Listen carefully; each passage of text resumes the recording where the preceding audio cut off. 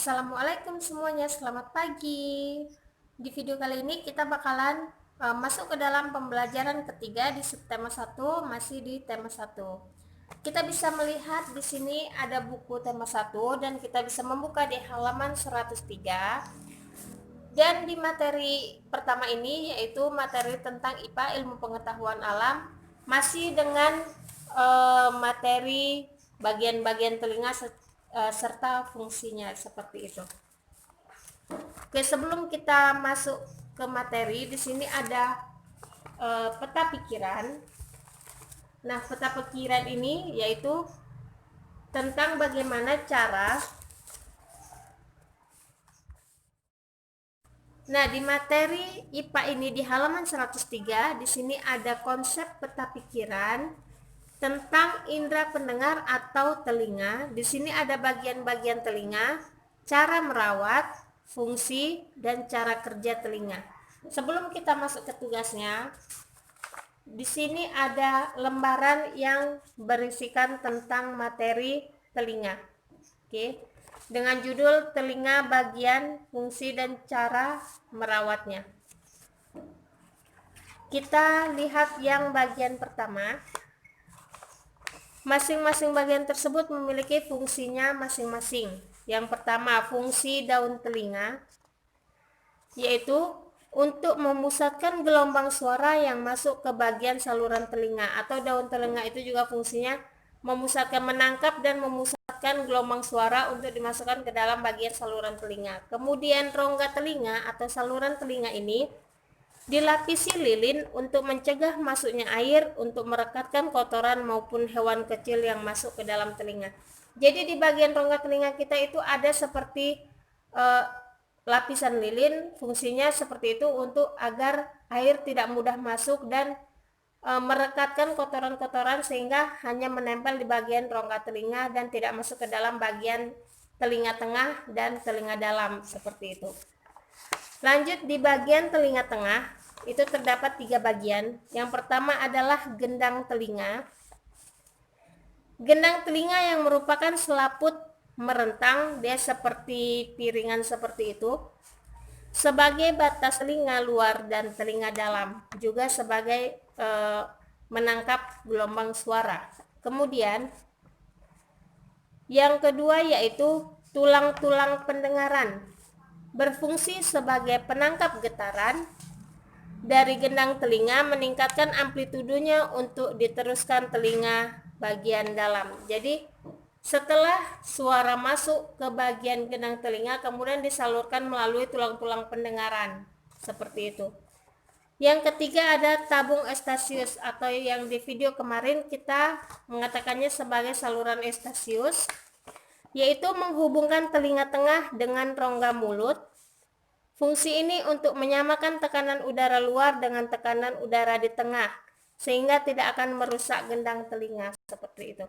Jadi jika ada suara yang terlalu keras masuk ke dalam saluran telinga kita, maka fungsi dari tabung Eustachius itu adalah menekan udara sehingga tekanan udaranya itu stabil dan tidak bisa merusak gendang telinga seperti itu.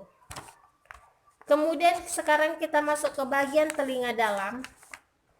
Di bagian telinga dalam terdapat beberapa bagian, yaitu yang pertama adalah rumah siput. Bisa dilihat gambarnya di video sebelumnya. Rumah siput atau yang kita sebut dengan koklea, di dalamnya terdapat alat kortil yang mengandung saraf pendengar. Saraf pendengar menghubungkan reseptor bunyi dengan otak. Jadi di dalam rumah siput itu atau koklea tersebut terdapat saraf-saraf yang menghubungkan suara atau gelombang suara sehingga bisa diteruskan ke dalam saluran otak, dan otak bisa mengidentifikasi suara tersebut berasal dari suara apa. Seperti itu dianya. Kemudian yang kedua, itu adalah saluran setengah lingkaran, berperan sebagai alat keseimbangan. Di dalam telinga kita itu ada namanya saluran setengah lingkaran, itu fungsinya untuk sebagai alat keseimbangan kita. Kemudian di sini ada cara merawat telinga. Cara merawat telinga adalah yang pertama, kita bisa melihat di sini, buatlah pilihan dari kasa steril yang bersifat menarik cairan. Jadi kain kasa yang bersifatnya bisa menarik cairan sehingga cairan atau kotoran tersebut lengket di kain kasa tersebut mengendap di liang telinga. Tidak boleh menggunakan aplikator logam. Jadi jika kita membersihkan telinga, kita tidak boleh menggunakan benda-benda yang terbuat dari logam karena bisa melukai gendang telinga seperti itu. Atau kayu, jadi juga tidak boleh terbuat dari kayu dengan kapas serta kertas yang mudah hancur. Juga tidak boleh menggunakan kapas yang bisa kita masukkan sehingga hancur di dalam dan tidak bisa kita tarik keluar karena itu bisa membahayakan telinga dalam kita. Seperti itu. Lanjut. Yang kedua, letakkan bahan pengering tersebut dalam liang telinga dan angkat bila tampak basah. Jadi kasa steril tersebut kita masukkan ke dalam telinga, kemudian dibiarkan, tetapi masih bisa kemungkinan kita tarik keluar. Jadi jika sudah ada yang menempel, baru di situ kita bersihkan lagi. Yang ketiga, jika merasa ada benda asing atau hewan kecil serta mengalami gangguan pendengaran, segera ke dokter, jangan ditanggulangi sendiri.